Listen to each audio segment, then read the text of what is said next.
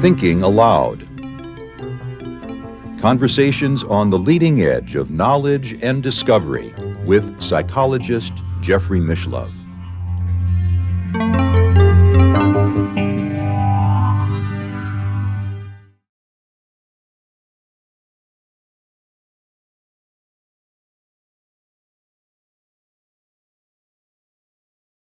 It's important to be conversant in Hebrew, as you were when you grew up as a child. Where I licked the Hebrew letters from a pad in honey. They were, when you were little. My goodness. Yeah, they put the aleph and you lick it. And you say aleph, aleph, until you become the aleph. It's innocence, but that's how. So it had a taste, it had a sweetness. Sweetness of it. Yeah. And you associate that. And later you suffer to know it. Well, let's talk a little bit more about what it was like for you growing up in a community and in a family where Kabbalah was part of your way of life. My family was a very modest family in Morocco. And for instance, in my immediate family, my father and grandfather, they didn't talk much. They didn't explain me to Kabbalah. They didn't explain anything. Mm-hmm. They embodied it. Mm-hmm. And they spoke only what's necessary. Mm. So later on in my life, I begin to describe that state, mm-hmm. whispering and smiling. And I didn't know what they were whispering, what they were smiling about.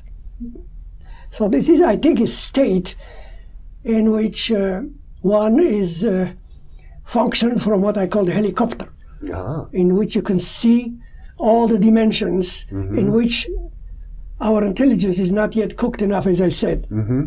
You have to be mad to study the Kabbalah. Yeah. But the conscious madness, mm-hmm. this is a new coin that I'm saying now. Well, you know, conscious madness. You studied Kabbalah since childhood. No, we didn't study Kabbalah. The Kabbalists in my city, they sang the Kabbalah. They sing it. Uh-huh. And singing it is sound. So maybe it's fair to say you were exposed to Kabbalah. That's right. Exposed to it, and it's natural. Uh-huh. Studying it is another matter, because I seem to recall somewhere it says a person shouldn't even begin to study Kabbalah until the age of 40. Yeah. Right. In not that far of time, Kabbalah was practiced only by few mm-hmm. who understood these. And even miracle makers, mm-hmm. quote unquote miracle. Yeah. And at one time it was said from the Ari time. The Ari being a great teacher. The great teacher of Ari in Tzfat.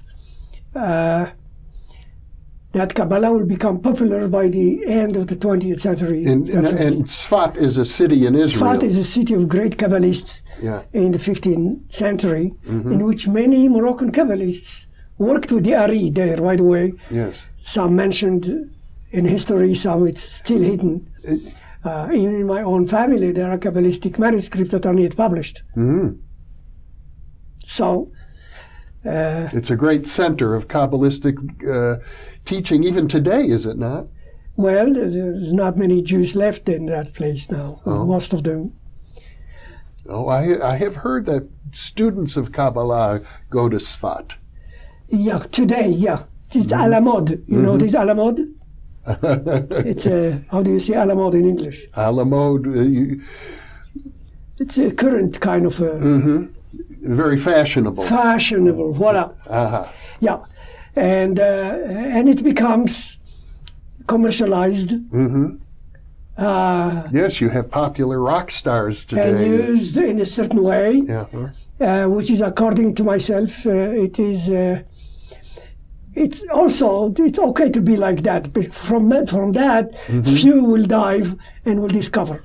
So now it is into the swimming depths. on the surface mm-hmm. of the water, like in Genesis. Yes. The spirit of Elohim upon the waters. Hovered over the face of the waters. Face of the waters. Yes. The Kabbalists will dive, mm-hmm. but we have the tools of diving. Mm-hmm.